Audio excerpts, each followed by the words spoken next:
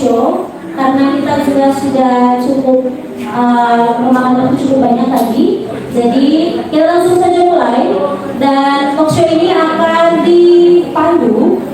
dibantu oleh dua narasumber. Ya, narasumber yang pertama adalah Bapak Yehuda Dwi Nugroho, Eskom MTH. Untuk itu silakan berbicara. Lalu narasumber yang kedua, Bapak Pendeta Immanuel Teguh Hari Santoso.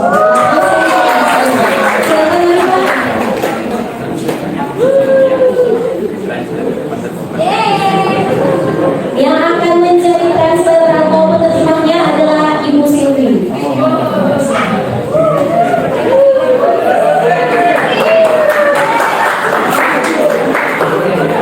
Ini dia saya berdiri di sini karena memang nanti sudah tidak sampai di sana. Oke teman-teman, jadi di talk show ini sebenarnya rekan-rekan yang lain ikutan Facebook. Mari di sini ya, silakan. Oke baik, kita akan langsung mulai saja. Jadi di sini kita hanya akan melakukan diskusi. Pasti teman-teman punya pertanyaan terkait dengan bagaimana proses pelayanan yang ada di tempat ini. Mungkin kepada Bapak Yehuda, bahkan juga mau melihat bagaimana pandangan dari Bapak Iman. Oke, untuk itu yang pertama, ya kita langsung mulai saja ya Pak. Yang pertama, ya, yang pertama untuk Bapak Yehuda, ya Bapak Yehuda, pertanyaannya adalah sejak kapan Bapak mulai menjalani pelayanan di tempat ini? Ya, silakan. Boleh sambil pakai bahasa isyarat juga? Nanti Bu Siti mentranslate ya. Langsung keduaan. Sejak kapan ya?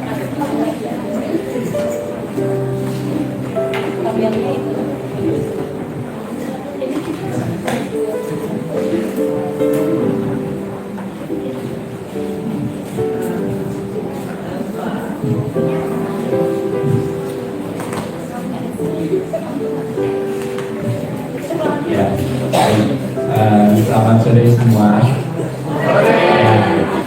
Jadi gereja ABK ini itu mulai didirikan atau saya sudah mulai untuk merintis. Jadi mulai dari persekutuan. Jadi tidak langsung beribadah di sini, tidak. Saya karena domisili saya di Solo, jadi saya harus mengenal daerah Salatiga.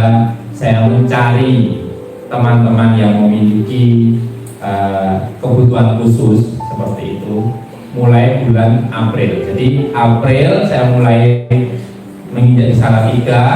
Itu saya visitasi itu 1 minggu itu 2 kali. Jadi Rabu Kamis. Hari Rabu Kamis itu saya visitasi kira-kira 5 atau 6 minggu baru saya berani untuk membuka gereja ABK di Salatiga.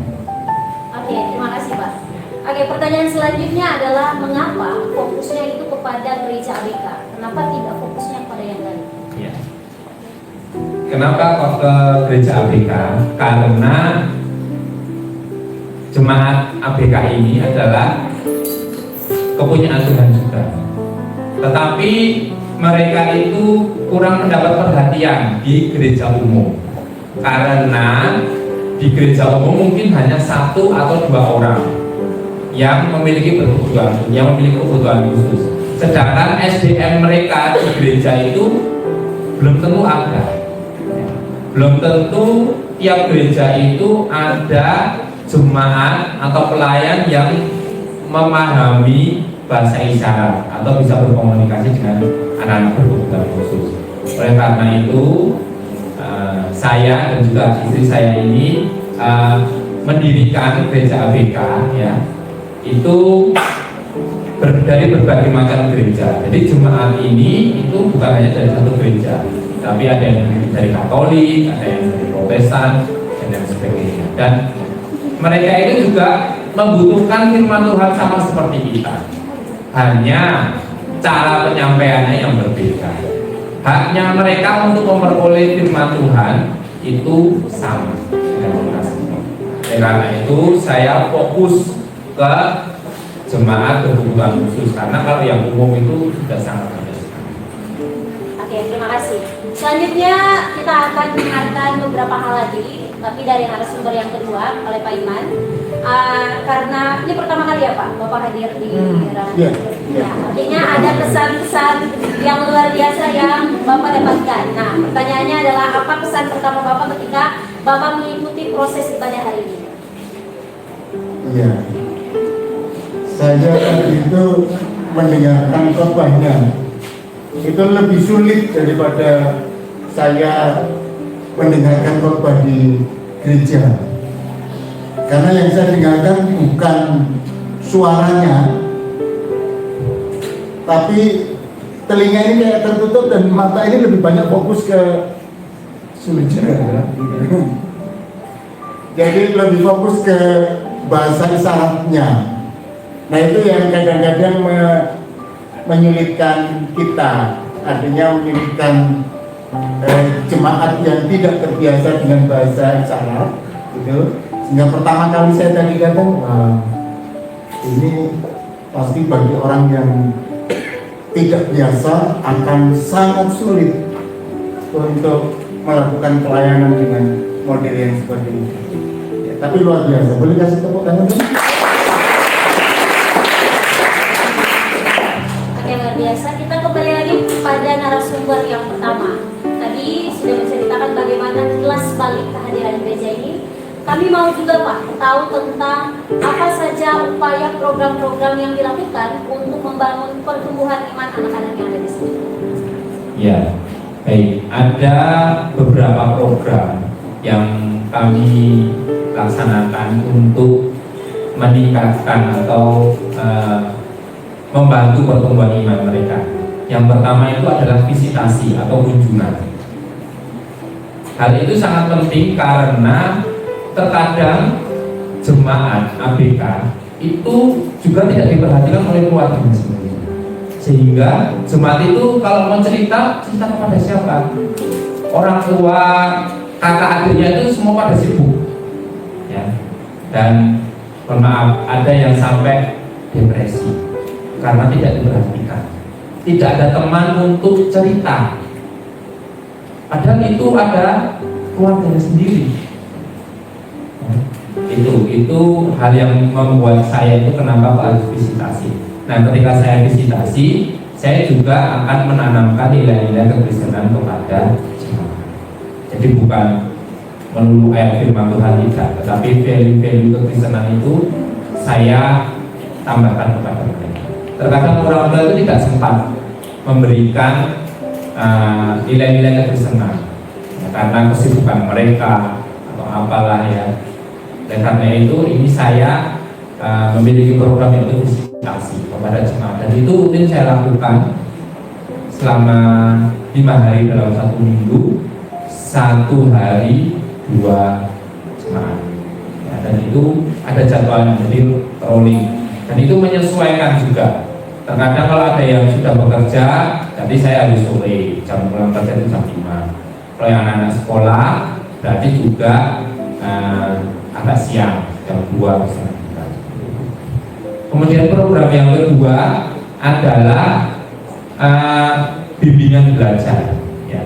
Jadi mereka yang memiliki hambatan atau kekurangan dalam belajar, kami ada bimbingan belajar gratis ya untuk mereka setiap hari Sabtu jam 10 sampai jam 11. Itu juga program kami di mana kami ingin menumbuhkan iman mereka bahwa bagi Tuhan itu tidak ada yang tidak mungkin.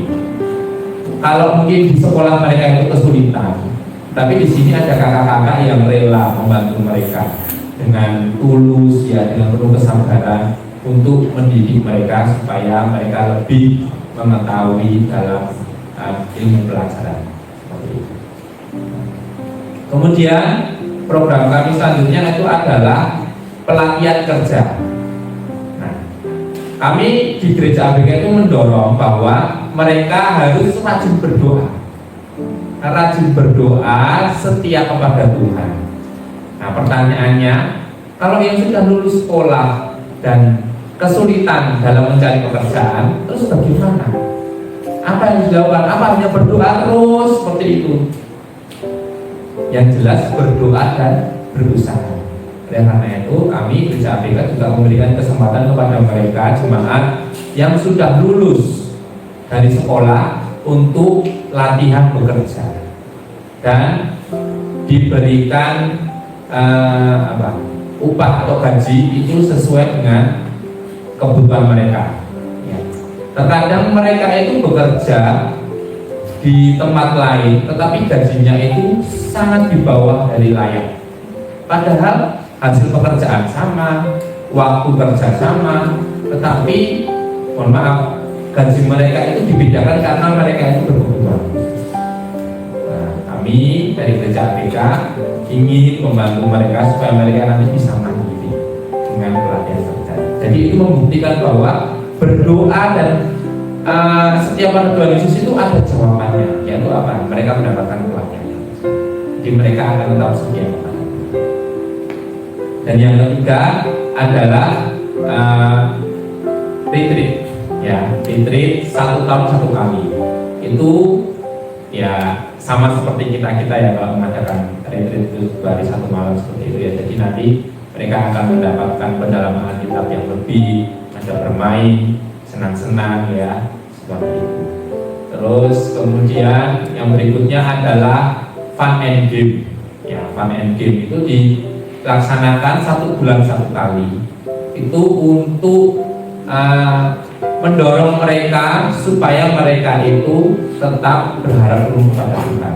Jadi di Fun and Game itu acaranya adalah mereka itu bermain ya bersama dengan teman-teman semua supaya mereka itu dapat mengerti apa sih artinya persahabatan. Ya, karena kalau mereka nggak tahu persahabatan dengan teman, bagaimana mereka bisa bersahabat dengan Tuhan? Ya, jadi di sini kita lebih menanamkan ke contoh-contoh yang real seperti itu. Kalau setia itu apa? Oh, setia itu berarti bersama selamanya. Nah, setia sama Tuhan berarti bagaimana? Setia itu berarti selalu dengan Tuhan selamanya. Nah, Tuhan kan kita nggak bisa lihat. Dan menerangkan Tuhan kepada mereka bagaimana?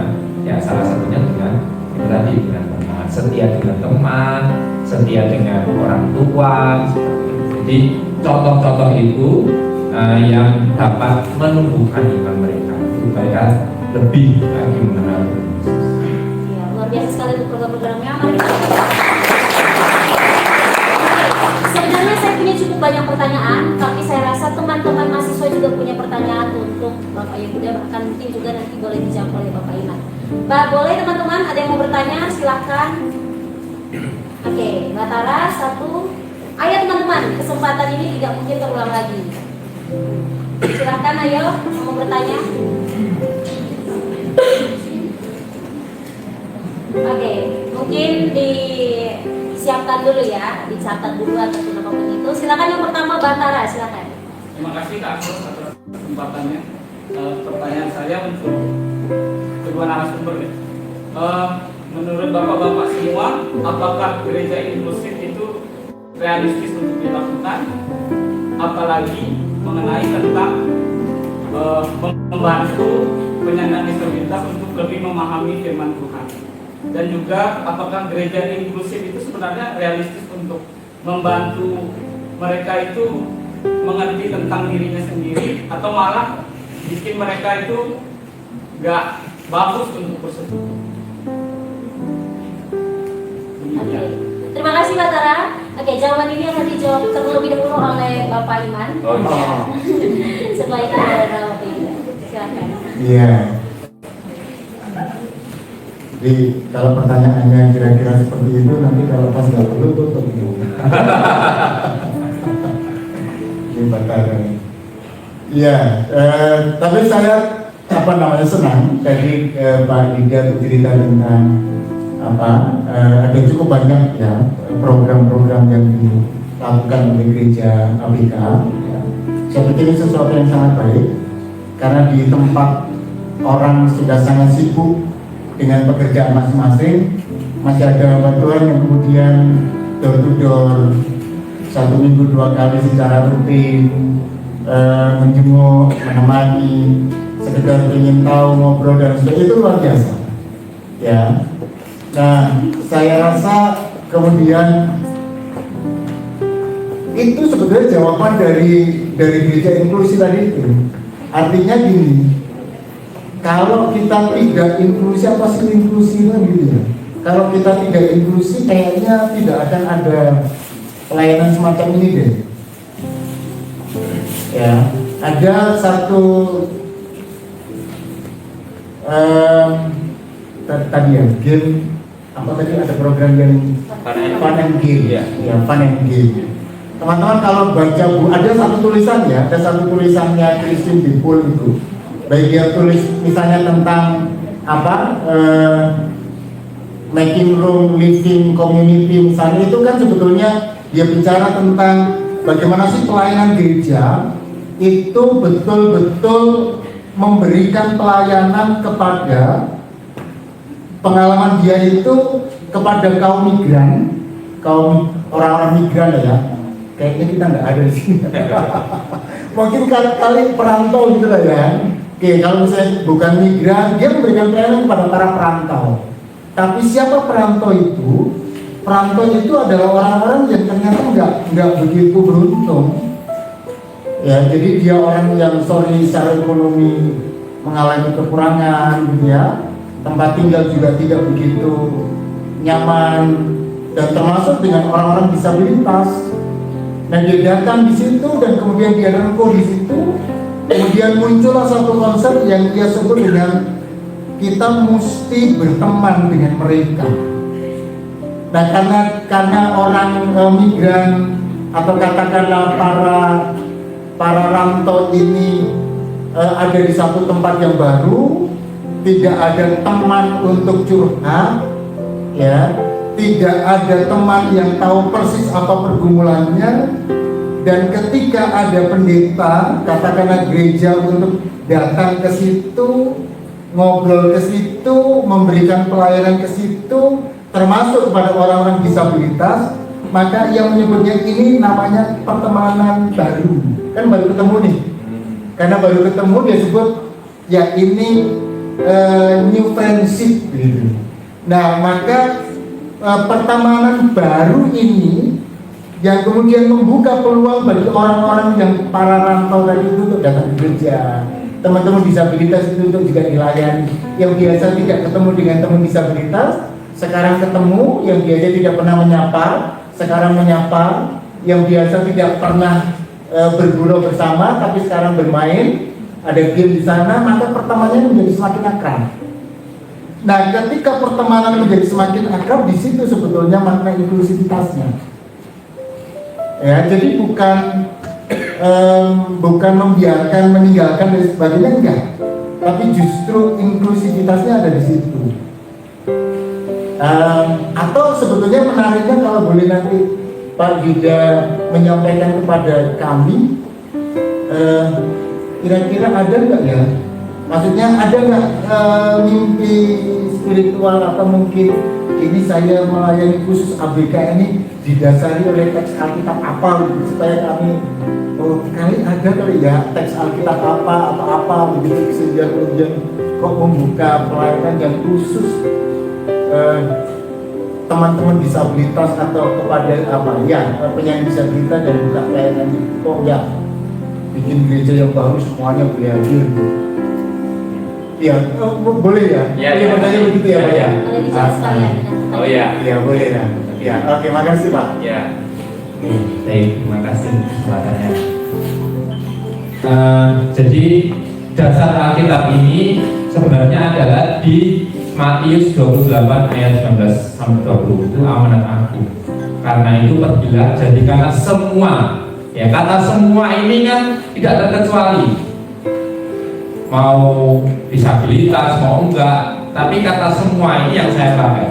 Sehingga saya itu memiliki visi bahwa di setiap kota nanti akan ada gereja ABK. Itu, ya. Jadi gereja ABK di Salatiga ini sebenarnya sudah bagian dari pengembangan saya di Solo.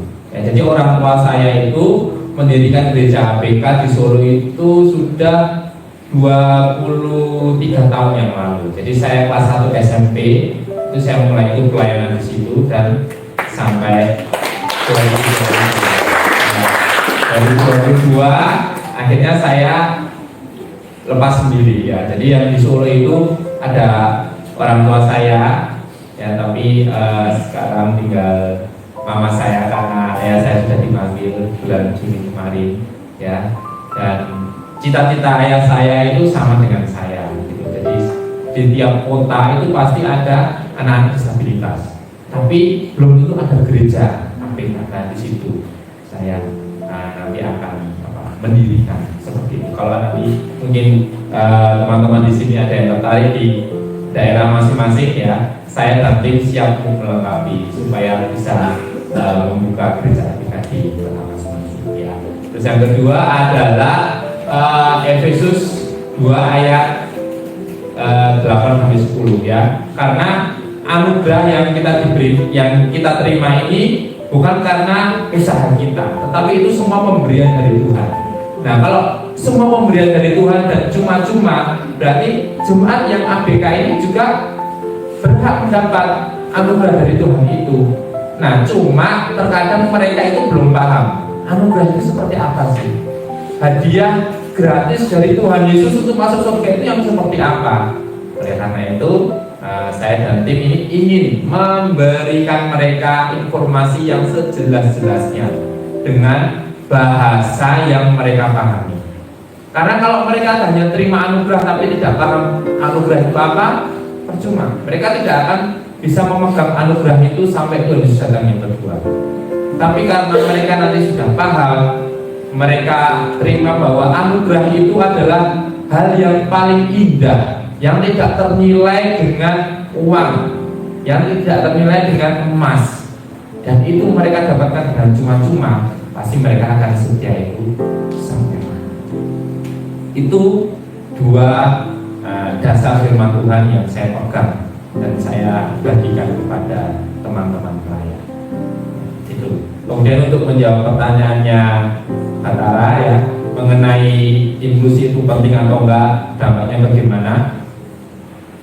Saya mengalami sendiri yang gereja ABK di Solo, tapi kalau di Solo itu khusus untuk tunarungu saja. Ya, baru yang di Salatiga ini yang ada autis, ya, ada tunagrahita dan macam-macam. Yang di Solo tunarungu itu mereka ada yang setia dari kelas 4 SD sampai sekarang, mereka ada yang sudah kuliah jurusan teologi dan mereka sudah bisa menyampaikan firman Tuhan, mereka bisa memimpin pujian. Dan itu menurut saya itu adalah satu pertumbuhan yang luar biasa, yang tidak bisa dipikirkan oleh manusia. Itu semuanya adalah karena kemurahan Tuhan, itu campur tangan Tuhan. Jadi mereka itu bertumbuh di dalam iman karena kesetiaan mereka kepada Tuhan. Nah, cara atau teknik untuk membuat mereka setia itu memang macam-macam ya. Karena memang ada juga ya jemaat yang enggak setia itu juga ada, tapi kan itu pilihan mereka sendiri. Mereka sudah besar, mereka sudah dewasa, akhirnya mereka memilih tidak setia, ya itu berarti keputusan mereka sendiri. Tapi bagi yang masih sekolah-sekolah ini kan harus ditanami dengan firman Tuhan, supaya ketika nanti mereka sudah dewasa, mereka tidak salah pilih. Dan mereka meyakini pilihannya saat ini adalah pilihan yang benar. Mengikut Kristus itu adalah pilihanku, pilihan yang benar, dan jangan sampai meninggalkan. Nah, oleh karena itu gereja inklusif ini sangat perlu, karena untuk memfasilitasi atau memberikan ekstra kurikuler kepada mereka mengenai firman Tuhan, seperti itu ya. Tapi sekali lagi di gereja ABK ini oikumene, jadi tidak menarik jemaat yang misalnya ada dari gereja lain, ayo kamu ikut ke gereja ABK itu nanti jadi anggota. Enggak. Maksudnya anggota itu yang mereka datang bersekutu di tempat ini ya. Tapi kalau pemahaman ya jemaat-jemaat ini yang ABK ini, kalau persekutuan itu mereka apa ya persekutuan ya, makanya kami bikin namanya gereja. Oh ya, gereja berarti di situ ada orang-orang besar yang bersama-sama Tuhan, bersaksi ya, Dan tadi teman-teman lihat kan ada yang menyanyi, ada yang bersaksi. Itu adalah kesempatan yang luar biasa diberikan kepada mereka. Terkadang mereka tidak memiliki kesempatan itu di gerejanya masing-masing. Karena ya itu masih ada yang memandang sebelah mata. Oh, disabilitas ini mereka bisa apa? Ternyata mereka bisa menyanyi dan mereka semangat. Dan tadi ada yang 2 orang itu tadi, itu selama 2 tahun ini baru 2 kali. Yang minggu kemarin sama minggu ini. Dan itu menurut saya wah luar biasa ya. Pertumbuhan ya. Mereka itu berani maju ya. Ya nggak tahu caranya kok bisa maju, yang jelas itu caranya Tuhan yang tidak bisa dipikirkan oleh manusia. Gitu. Oke, terima kasih untuk kedua narasumber. Mungkin ada teman-teman lagi 1 orang. Oke, kalau tidak ada, ini. Atau boleh menambahi sedikit? Oh iya, boleh, silakan Pak. Silakan. Ya. Jadi sederhananya sih kalau kita bicara gereja, ada nggak gereja yang khusus untuk orang-orang tertentu itu? Pasti enggak. Karena definisi gereja itu kan memang terbuka. Gereja itu kan kalau kita artikan apakah itu arti teologi atau sosiologi atau apa gitu, itu kan menggambarkan memang persekutuan yang tidak pernah memandang gambar wajahnya, tidak pernah memandang pekerjaannya, dan tidak pernah memandang suku dan lain sebagainya. Sehingga kalau kita ngomong gereja inklusi, sebetulnya ya itu esensi dari gereja. Jadi kalau selama ini gereja membatasi pada kelompok-kelompok tertentu, pada golongan-golongan tertentu, nah itu sebetulnya yang mencederai gereja kan gitu. Karena esensi gereja sejak awal bukan untuk kelompok tertentu. Ya. Nah itu yang memang saya mesti kemudian kita pahami bahwa gereja itu melampaui batas-batas teritorial, melampaui batas-batas bahkan sinodal ya. Jadi bahkan itu ya denominasi, melampaui batas-batas kultural. Nah saya pikir di situ ya. Jadi esensi gereja itu sama, dan itu bagian yang paling penting dari inklusivitas tadi. Ya, itu sih. Oke, terima kasih Pak. Saya punya pertanyaan terakhir untuk Pak Yuda terlebih dahulu. Dalam proses pelayanan tentu ada tantangan-tantangan yang dihadapi. Ya, nanti boleh juga diberikan apa saja harapan-harapan untuk pelayanan ke depannya. Tetapi mungkin boleh menjelaskan dulu dan boleh menceritakan juga tantangan-tantangan yang dihadapi dan apa harapan untuk pelayanan ke depan. Ya,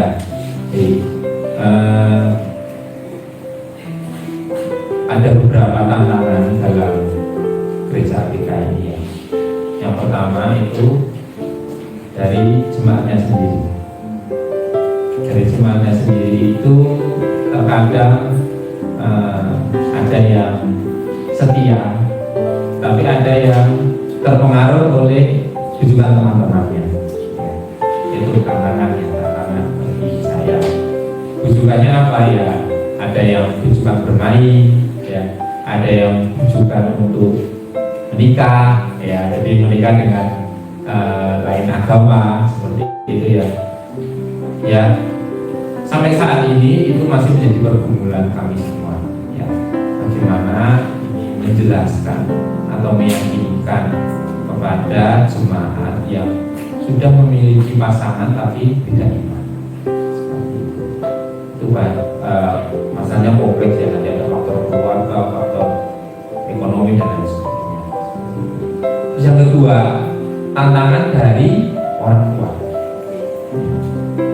Terkadang ada orang tua itu yang tadi sudah saya sampaikan, cuek atau acuh gitu. Anakku ini seperti ini ya sudah salah pokok gereja ya gereja enggak ya enggak seperti itu. Yang penting itu saya sudah gereja. Padahal enggak. Ini anak ini kan juga keluarganya. Seperti itu. Jadi masih ada keluarga yang itu tadi kayak kurang respect dengan gereja, sehingga kurang mendorong anaknya ya, seperti itu. Terus tantangan yang ketiga ini dari pelayan. Ini sudah tantangan karena untuk menjadi pelayan di ABK ini sebenarnya bukan bahasa isyarat, skill bahasa isyarat yang enggak ya. Yang pertama itu adalah dari hati, sabar dan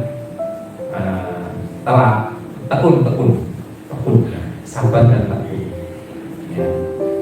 Itu sebenarnya kunci pertama. Kalau untuk bahasa isyarat atau yang lainnya itu bisa dipelajari. Tapi kalau kesabaran, ketekunan itu ya belajar dari pengalaman hidup sendiri seperti itu. Jadi tidak banyak pelayan yang memiliki hal itu. Sebagai contoh yang ada di Solo itu sebenarnya juga sudah banyak pelayan ya yang itu. Tapi ya 3 bulan, 4 bulan setelah itu keluar. Ada yang sudah sampai 1 tahun ternyata tersinggung dengan jemaat, keluar seperti itu. Ya kalau kita bandingkan dengan jemaat yang umum ya nggak bisa, karena yang umum itu mungkin jemaat umum itu memiliki pemikiran yang realistis seperti itu. Tapi kalau jemaat ABK ini terkadang kata-katanya itu di luar kendali gitu ya. Terus kadang berbohong dan sebagainya ya.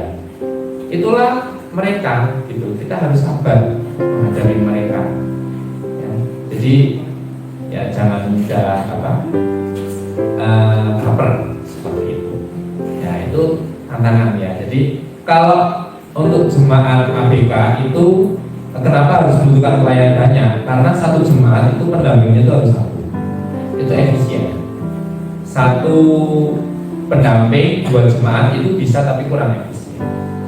Jadi harus face to face, harus satu-satu seperti itu. Supaya apa? Supaya ketika waktu diskusi tadi ya kelompok-kelompok itu tadi, itu nanti jemaat itu bisa cerita, misalnya tentang mengasihi. Aku sebenarnya bisa mengasihi, tapi kakakku itu nggak pernah mengasihi, jadi aku malas, misalnya seperti itu. Tapi kalau 2 orang itu kadang sama temennya itu masih malu gitu, jadi nggak bisa loss seperti itu. Ya, makanya paling nggak satu jemaat itu satu pendamping. Jadi di dalam gereja ABK itu memang butuh pendamping yang banyak. Ya, seperti itu. Itu tantangannya. Terus yang tantangan berikutnya adalah penerimaan dari setempat, masyarakat setempat. Terkadang itu ada beberapa orang-orang itu yang kayak memandang gereja ABK itu hanya memanfaatkan anak-anak ABK untuk mendapatkan misalnya bantuan atau donasi seperti itu. Padahal kita sama sekali seperti itu. Dan itu pandangan masyarakat yang selama ini ada, dan ya kami tetap berusaha untuk meyakinkan kepada mereka bahwa ya kami ini pure untuk melayani, bukan untuk mencari donasi atau memanfaatkan mereka. Itu. Jadi harapan-harapannya. Oh ya, harapannya adalah satu ya tadi sudah saya sebutkan, di setiap kota itu ada gereja. Kemudian yang kedua ada pelayan-pelayan yang mau dilengkapi, ya pelayan-pelayan gereja atau siapapun ya yang mau dilengkapi untuk dapat melayani di gereja. Terus kemudian harapan selanjutnya adalah semakin banyak ya jemaat atau anak-anak ABK itu yang mau berkumpul ya seperti itu. Jadi mereka nggak malu ya, tapi malah senang bertemu dengan teman-teman. Oke, terima kasih. Pertanyaan terakhir untuk Pak Iman, apa pesan Pak Iman kepada mahasiswa-mahasiswa kelas teologi disabilitas yang mungkin kedepannya akan ada atau terjun dalam lingkungan seperti ini? Saya bolehkah bertanya dulu Pak, supaya mahasiswa dapat bekal. Kalau mahasiswa ini kan rata-rata gereja-gereja ini ya, maksud saya itu gereja-gereja mainstream, gereja-gereja utama. Liturgi itu menjadi bagian yang tidak boleh abai dengan rumusan dan lain sebagainya. Itu ketat. Nah, kira-kira ada nggak liturgi khusus yang perlu dibangun atau yang perlu dirumuskan gereja gereja ABK ini liturginya ini, modelnya begini, harus seperti ini. Oh. Kalau untuk gereja ABK sebenarnya tidak ada liturgi khusus karena mengingat di mana gereja itu berada. Misalnya di Solo itu di bawah naungan Gereja Pengharapan Allah itu karismatik, nggak ada liturgi. Tapi ketika nanti misalnya di mana Kupang, nanti di bawah misalnya BIM, ya itu kan pasti ada liturgi, ya tidak masalah seperti itu. Yang penting intinya di gereja ABK itu jemaat itu mau dapat memahami firman Tuhan dengan baik dan istilahnya diterima dengan baik, sehingga ketika jemaat itu datang itu mereka senang. Oh iya, aku senang, aku diterima, aku banyak teman-temannya, aku bisa memahami firman Tuhan dengan baik. Untuk liturgi, untuk apa itu kan nanti bisa mengikuti saja mereka, nanti misalnya yang pertama harus ini nanti mengikuti. Jadi menurut saya Ya, jadi supaya kita tidak ini ya teman-teman, karena ya kita terbiasa dengan liturgi harus waktu salam dan suruh sampai berkat gitu, ya kemudian kita bisa belajar yang pertama. Artinya bahwa saya lupa siapa namanya. Dia bilang begini, berliturgi itu kayak orang sedang melakukan dansa, tarian yang mengalir, sehingga tarian yang mengalir itu menjadi sebuah esensi. Liturgi bukan pada bagaimana bentuknya, bukan, tapi bagaimana liturgi itu menjadi ekspresi batin, bagaimana liturgi itu menjadi ekspresi keberimanannya kepada apa yang diyakini, ya. Jadi bukan apa harus ini enggak, tapi dia bicara tentang liturgi itu adalah ekspresi dan identitas diri seseorang. Karena liturgi itu identitas diri seseorang, maka tadi kita bisa lihat bagaimana teman-teman dengan keragaman disabilitasnya, maka cara dia berliturgi, kalau bisa sebut begitu, itu menjadi sangat cair, tidak kaku dengan satu aturan-aturan tertentu, meskipun kita tidak perlu mempertimbangkan banyak hal. Tapi terima kasih ya, sudah memberikan warna tersendiri. Ya itu saya pikir itu ya. Yang pertama terkait dengan bagaimana kalau kita melayani disabilitas, liturginya seperti apa, begitu.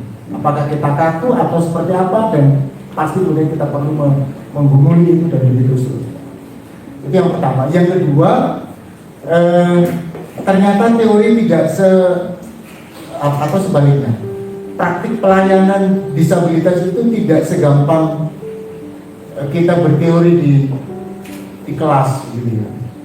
Nah, artinya bagaimana kemudian teori di kelas, bagaimana kita berteologi tentang disabilitas atau berteologi bersama-sama dengan teman-teman disabilitas ya. Kemudian ketika kita berjumpa di masyarakat, itu kan prinsipnya bisa nggak kita memberikan penerimaan kepada yang lain ya. Bisa nggak kemudian kita menyampaikan atau membuka keran-keran kesetaraan?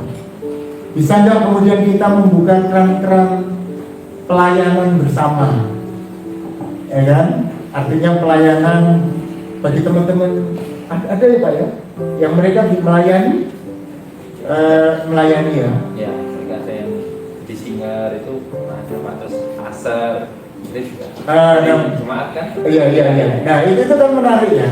Artinya kita yang gereja-gereja arus utama yang tidak terbiasa dengan begitu, kita bisa melibatkan mereka, ya. Apakah mereka bertindak sebagai Aser misalnya, sehingga mereka tidak hanya sekedar isi pujian di depan, tapi memang mereka merasakan terlibat. Oh iya, saya diuangke kata orang Jawa begini. Saya diorangkan sebagaimana saya adanya. Saya seperti ini dan saya diterima. Seperti tadi Bapak yang menyampaikan pujiannya yang itu, saya membaca bibirnya, betapa kemudian ia mengalami dari perspektif saya ya, betapa kemudian untuk bisa saya memuji itu effortnya Iya. luar biasa. Ya. Nah, kalau kita bisa menempatkan pada posisi mereka, pasti pelayanan kita akan luar biasa dan tidak menganggap itu sebagai sebuah kekurangan. Karena bagi dia itu sudah merupakan kelebihan. Untuk bisa ngomong begitu itu sudah kelebihan yang luar biasa. Jika dibandingkan dengan kita pasti berbeda. Tapi bagi dia, saya merasa tadi saya berbisik dengan istri saya, itu terapinya seperti apa ya?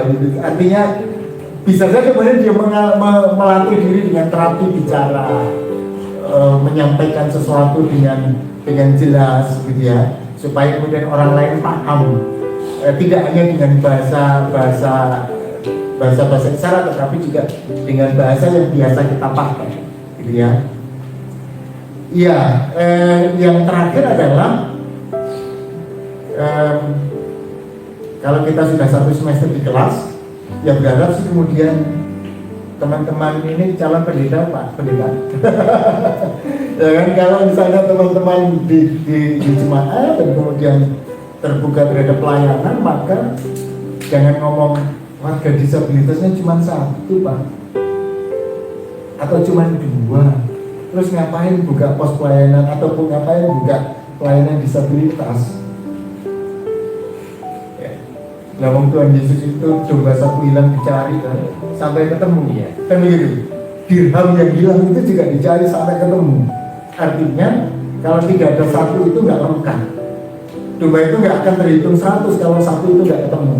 Maka dia tidak akan pernah menjadi sempurna. Jadi kalau kita beralasan hanya 1, 2, 3 dan jumlahnya sangat kecil, kemudian kita merasa kebutuhan terhadap pelayanan disabilitas belum waktunya, saya pikir kita perlu memikirkan ulang tentang panggilan pelayanan kita.